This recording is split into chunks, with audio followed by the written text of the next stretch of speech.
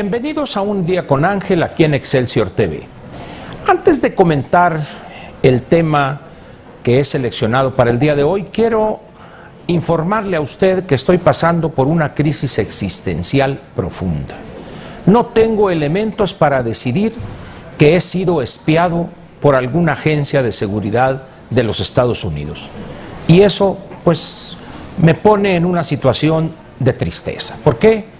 Porque no significo algo en el espectro político. Estoy igual que millones de mexicanos que nadie nos ha espiado, ni la vecina, ni la esposa, ni la novia, nadie nos espía a nosotros. Necesitamos hacer algo para sentirnos importantes. Ya ve, el presidente Fox inmediatamente levantó la mano, a mí también me espiaron, dijo, pero esas son gentes, son personas importantes. Creo que habría una oportunidad de negocios ahí para alguien que tenga los recursos.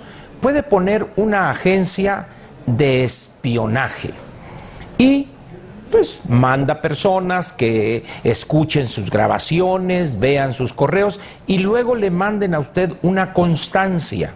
Ángel Verdugo Beltrán ha sido espiado, director general de la Academia de Espionaje, director académico, y de esa forma ya podríamos los mexicanos sentirnos importantes. Por una módica cuota, por supuesto, pero ya no lo podrán hacer menos sus amigos cuando juegue dominó en la cantina los viernes, en alguna pachanga. Ya podrá usted presumir con sus cuates o con la novia, con la esposa, con el second front, con amigos en general, de que usted es importante, porque al igual que el presidente Fox, que el presidente Felipe Calderón y el candidato Peña Nieto, a usted también lo espió alguna agencia de inteligencia de los Estados Unidos.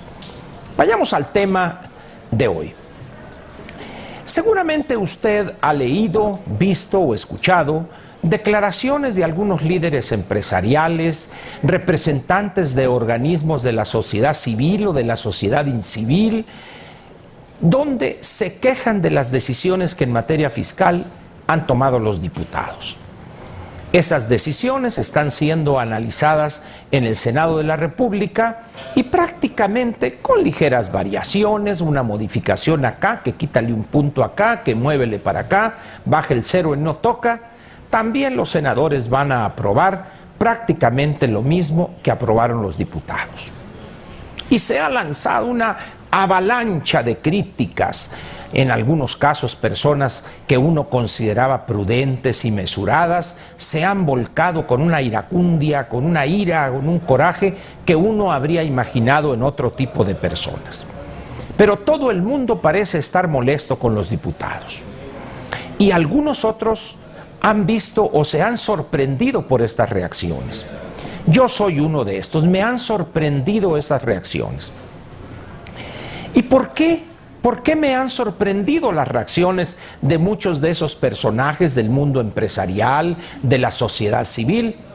Porque son unos ingenuos, simple y sencillamente. ¿Cómo es posible que ellos estén enojados o molestos, por decirlo menos, con 500 diputados que ellos mismos eligieron? A unos los han elegido varias ocasiones y además conocen cómo piensan esos diputados. ¿Cómo es posible entonces, de ahí la ingenuidad, que hayan esperado que iban a reaccionar ellos teniendo una visión de futuro y teniendo en mente el bienestar de los mexicanos y el crecimiento económico?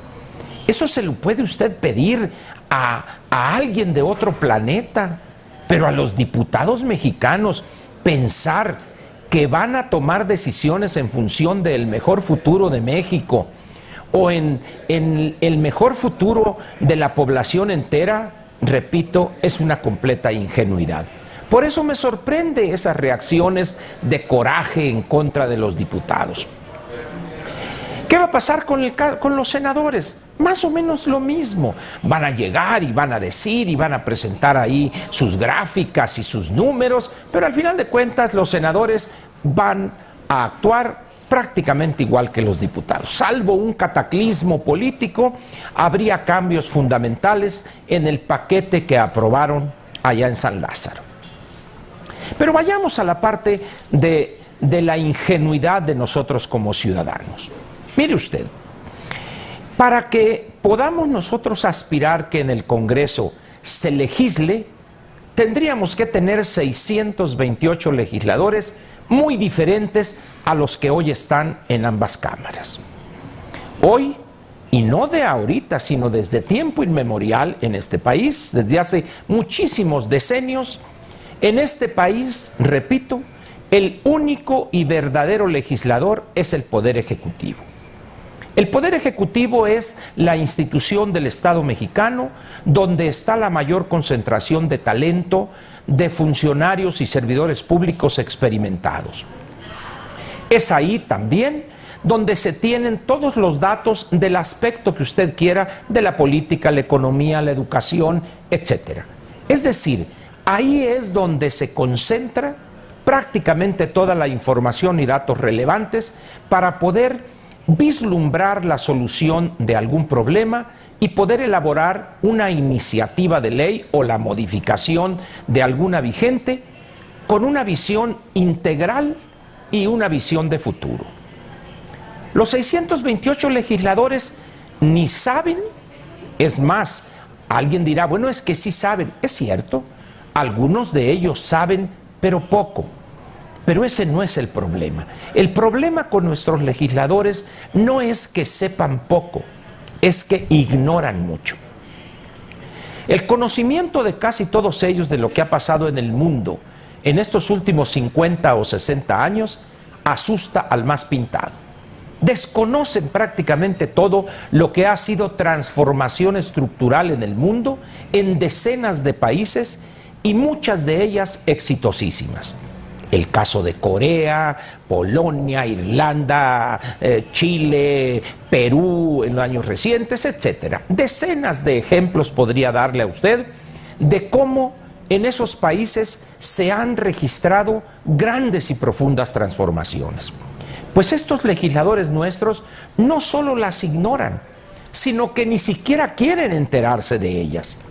No desean en lo más mínimo saber cuáles fueron las estrategias que usó en su debida oportunidad el gobierno o la clase política, el Congreso o el Parlamento para enfrentar y resolver esos problemas. Escuche usted a un diputado hablar acerca del tema que gusta, porque además no tienen ciencia aborrecida ellos saben todo, no necesitan asesores, y va a haber el torrente, por decirlo de manera decente, de inexactitudes que mencionan.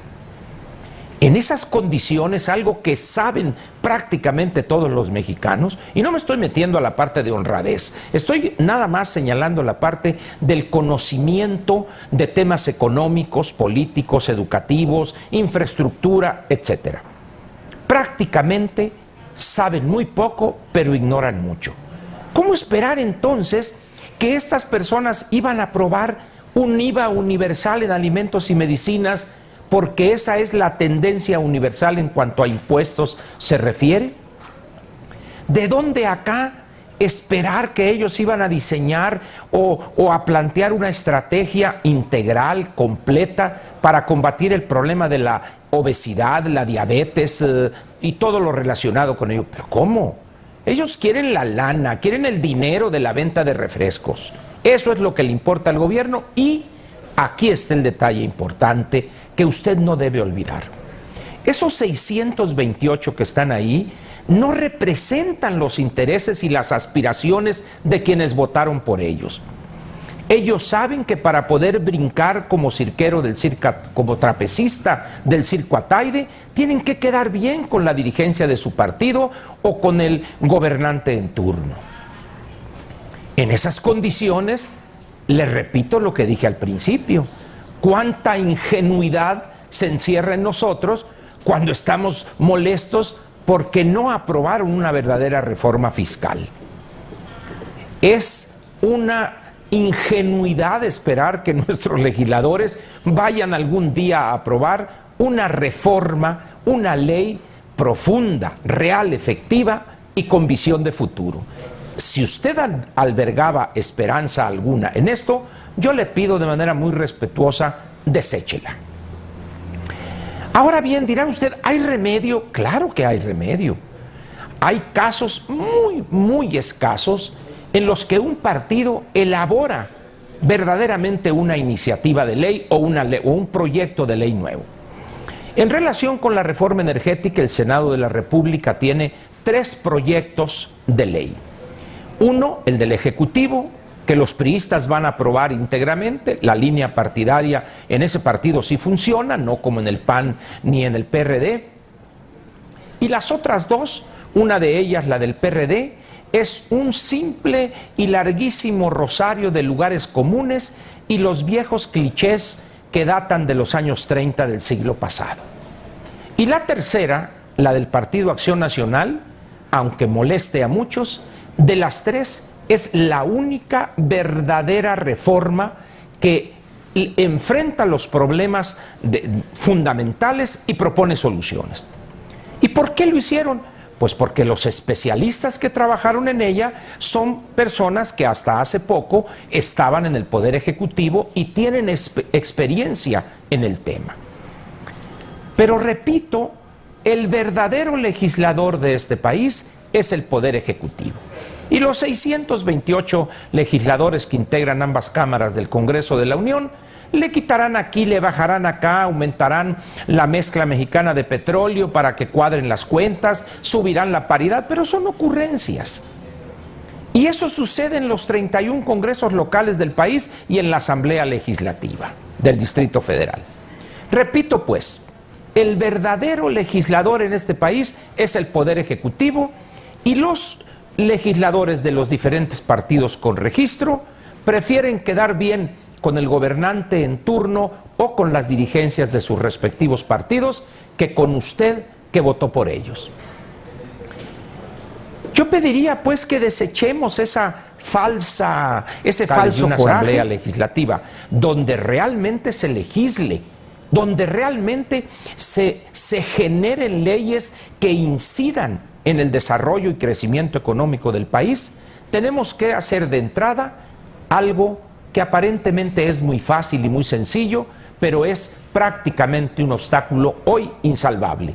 Nominar como candidatos a diputados a personajes o a personas totalmente diferentes a las 628 que hoy están en el Congreso de la Unión. Piénsele y verá que me dará la razón. Por lo pronto yo le agradezco su atención y lo espero mañana aquí en Un Día con Ángel en Excelsior TV. Muchas gracias y muy buenas noches. Hasta mañana.